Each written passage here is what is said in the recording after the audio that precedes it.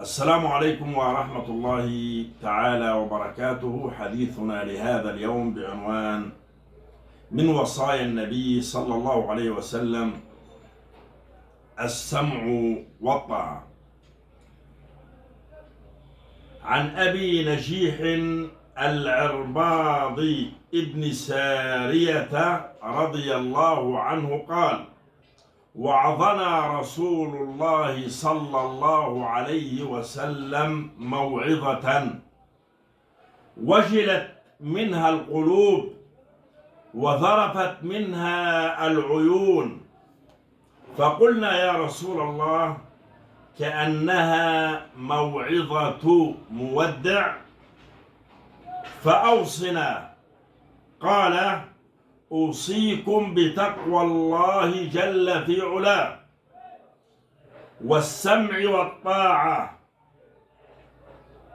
وإن تأمر عليكم عبد فإنه من يعش منكم فسيرى اختلافا كثيرا، فعليكم بسنتي وسنة الخلفاء الراشدين المهديين من بعدي، عضوا عليها بالنواجذ، وإياكم ومحدثات الأمور فإن كل بدعة ضلالة.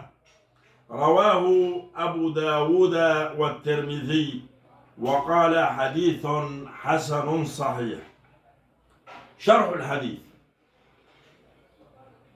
هذه الموعظة متصفة بثلاث صفات: كونها بليغة ومؤثرة، وكونها خافت منها القلوب، وكونها بكت منها العيون. والموعظة هي الكلام الذي فيه ترغيب وترهيب، يكون فيه ترقيق للقلب وتخويف وزجر، فيؤثر ذلك في القلب فيوجل وتدمع العين خوفا من الله سبحانه وتعالى. وعظنا أي نصحنا وذكرنا موعظة تنويها للتعظيم، أي موعظة جليلة القدر، وجلت خافت منها القلوب من أجلها، وذرفت منها العيون، سالت بالدموع كأنها موعظة مودع. فهموا ذلك من مبالغته صلى الله عليه وسلم في تخويفهم وتحذيرهم، فظنوا أن ذلك لقرب مفارقته لهم.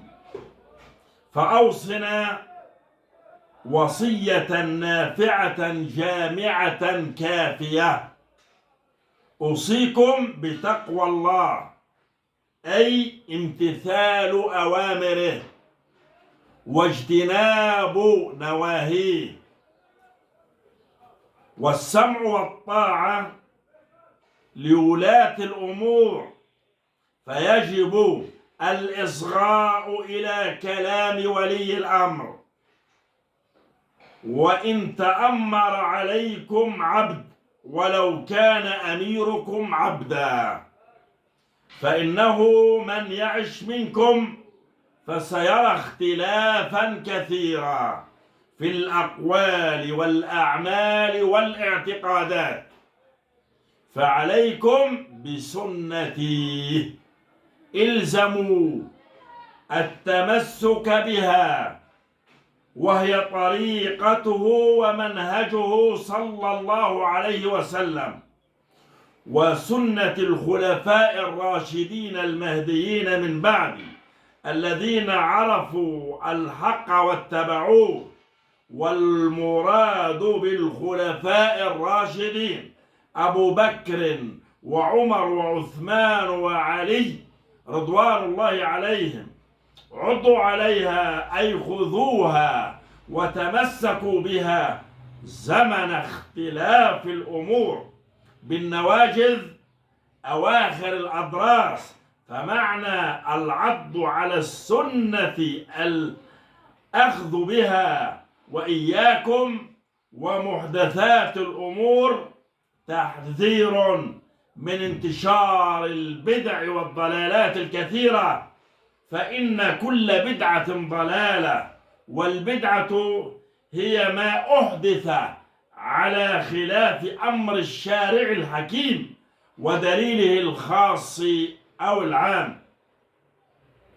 فوائد الحديث: هذا الحديث علم من أعلام النبوة، فإنه صلى الله عليه وسلم أخبر بما يقع بعده في أمته من كثرة الاختلافات، كما هو واقع الآن في زماننا. ثانيا، الأمر بتقوى الله والسمع والطاعة، وفي هذه الوصية سعادة الدنيا والآخرة. أما التقوى فهي وصية الله للأولين والآخرين، وأما السمع والطاعة فبهما تنتظم مصالح العباد في معاشهم، ويستطيعون إظهار دينهم وطاعاتهم. ثالثا، ترك البدع والتمسك بالسنة ينجي العبد من الضلال. أقول قولي هذا وأستغفر الله لي ولكم، والسلام عليكم ورحمة الله وبركاته.